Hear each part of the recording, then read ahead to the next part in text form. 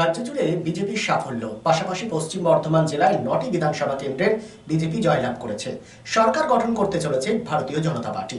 বিজেপিকে শুভেচ্ছা জানিয়ে নতুন সরকারের কাছে আসানসোলের উন্নয়নের জন্য কি আশা করছেন উদ্যোগপতি শঙ্কর চ্যাটার্জি, শোনাবো আপনাদের।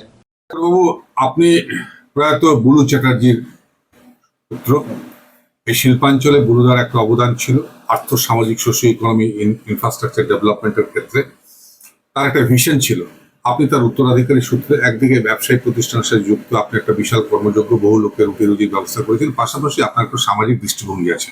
এই সামাজিক দৃষ্টিভঙ্গির প্রেক্ষাপটে নতুন সরকার হচ্ছে, পশ্চিমবঙ্গে পরিবর্তন করে নতুন সরকার হচ্ছে। এই সরকারের থেকে এক্সপেকটেশনটা কি চাইছেন আপনারা আসানসোলের ভালোর জন্য? সরকার তো গঠন হচ্ছে আর কয়েকদিনে শপথ গ্রহণ।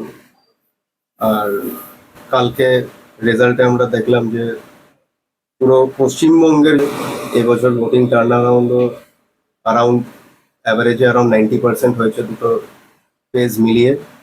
তো লোকে ভোট দিয়েছে, ভোট দিয়ে যেটা মানুষের ইচ্ছে ছিল সেই পার্টিকে ভোট দিয়ে তাদেরকে এনেছে পাওয়ারে। তাদের সরকার এবারে শীঘ্রই গঠন হবে, আমরা জানতে পারবো মুখ্যমন্ত্রীকে হচ্ছে, ক্যাবিনেটে কারা আসছেন, প্লাস আমাদের এবারে ধরুন আস্তে আস্তে লোকাল বডিজ যেগুলো আছে সব জায়গাতে উইথ টাইম সেগুলো চেঞ্জ হবে। তো যে জিনিসটা মানে মানুষে আশা করছে, আমরাও তাদের মধ্যেই একজন, যে ওভারঅল একটা ইকোনমি ডেভেলপমেন্ট যেটা পশ্চিমবঙ্গে হয়তো সেই হারে হয়নি যে হারে পশ্চিমবঙ্গের লোকেরা এক্সপেক্ট করেছিল বা পশ্চিমবঙ্গের লোকের যেটা পাওনা, সেই ডেভেলপমেন্টটাকেই আমরা আশা করছি যে এবারে হয়তো যেহেতু আমাদের এবার স্টেট গভর্নমেন্ট আর সেন্ট্রাল গভর্নমেন্ট একসাথে আছে, একই গভর্নমেন্ট আছে, এবারে আশা করছি যে সেই ডেভেলপমেন্ট হয়তো এখানে আসবে, বড় কর্পোরেটস আসবে, ইন্ডাস্ট্রি আসবে, একটা এমপ্লয়মেন্ট জেনারেশন থেকে স্টার্ট করে সব কিছুর একটা ডেভেলপমেন্ট হবে, and good governance, that is also foremost criteria. আমরা কিছুক্ষণ আগে কথা বলেছিলাম আসানসোলের যে নবনির্বাচিত আসানসোল উত্তরের বিধায়ক কৃষ্ণেন্দু মুখার্জির সাথে। তিনি কয়েকটি কথা বললেন। একটা পোস্টফুল ভায়োলেন্স যাতে না হয় তিনি প্রশাসনকে করার নির্দেশ দিয়েছেন।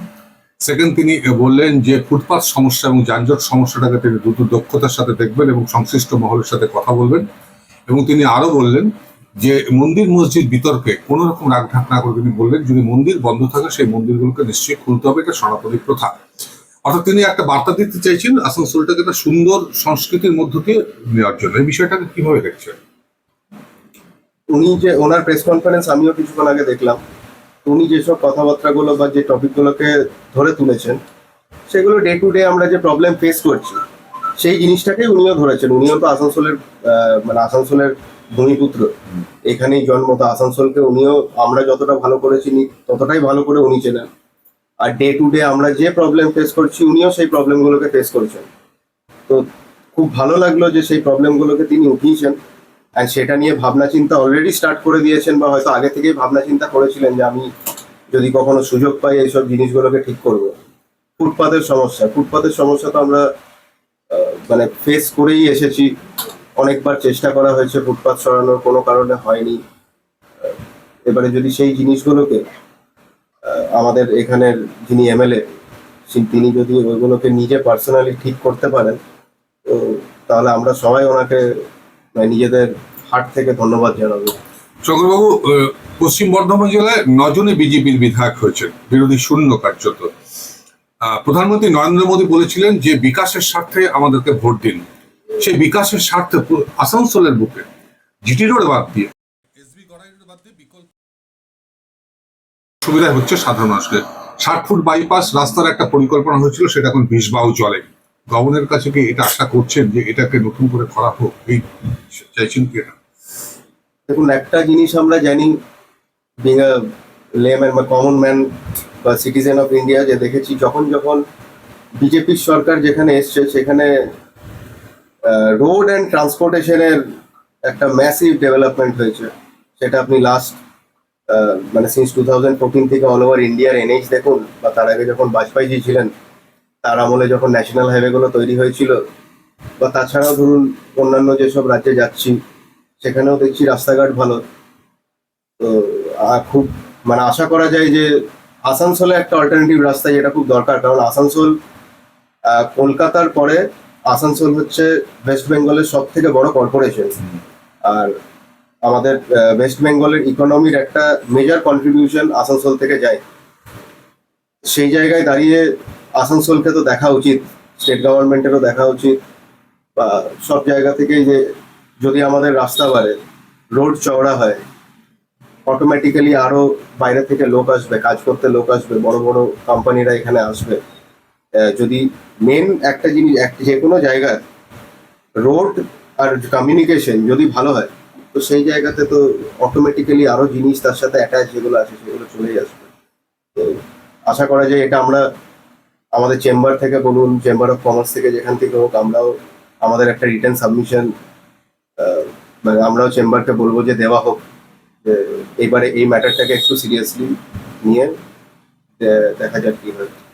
এখনো পর্যন্ত নিশ্চিত হয়নি যে কে মুখ্যমন্ত্রী হবেন। যেই মুখ্যমন্ত্রী হোক, বিজেপির হবে, তারা ক্ষমতায় আসছেন।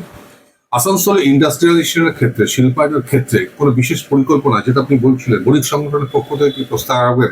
অনেক কারখানা, প্রাইভেট কারখানা এবং সরকারি কারখানা বন্ধ হয়ে রয়েছে, তার জমিগুলো অব্যবহৃত রয়েছে, সেই জমি পড়ে রয়েছে। কারণ শিল্পায়ন না হলে আসানসোলের উন্নতি হবে না, ইকোনমিক ডেভেলপমেন্ট হবে না। একটা প্রস্তাব দেবেন কি বণিক সংগঠনের পক্ষ থেকে স্পেসিফিক ভাবে? আমি ছোট থেকে শুনেছি, দেখিনি, বাবা কাকাদের মুখে শুনেছি যে আসানসোল একসময় এমপ্লয়মেন্টের একটা হাব ছিল। পশ্চিমবঙ্গের না, অল ওভার ইন্ডিয়া থেকে লোকজন আসানসোল বা আসানসোল অ্যালাইড এরিয়াগুলোতে কাজ করতে আসতেন। পরবর্তীকালে তারপর দেখেওছি যে সেই সব লোকেরা অনেক আছে যারা বাইরে থেকে এসেছিলেন, এখানে রয়ে গেছে। তো আমাদের তো সৌভাগ্য হয়নি সেই জিনিসটা দেখার। এবারে যদি মানে বিজেপি গভর্নমেন্ট বা বিজেপির যারা হায়ার অথরিটি আমাদেরকে এখানে যেসব প্রতিশ্রুতিগুলো দিয়ে গেছে, তারা যদি সেই জিনিসগুলোকে আনতে পারে, তাহলে তো মানে আমরা এখানে লোকাল ব্যবসাদার হিসেবে খুব খুশি হব। শহর আসানসোলের মহিশিলা কলোনি কার্যত একটি আধুনিক উপনগরী। আবাসন শিল্পের চাহিদা মেটাতে ক্লাসিক রিয়েলটরস আরও একটি প্রকল্প, তপতি এনক্লেভ G+5। তপতি এনক্লেভে আপনি পাবেন 3 BHK ও 2 BHK আধুনিক রুচিসম্মত মনের মতো ফ্ল্যাট। বিশাল কম্পাউন্ডে রয়েছে গার্ডেনিং থেকে শুরু করে parking plaza, 24x7 lift, electric, water service and many more. সবুজ প্রকৃতির মাঝে দূষণমুক্ত পরিবেশে নির্মিত হচ্ছে Tapati enclave. Tapati enclave, Shimultala, beside wax museum, 1 number Mohishila colony, Asansol. For more details contact 8391909997 and 9735120 312.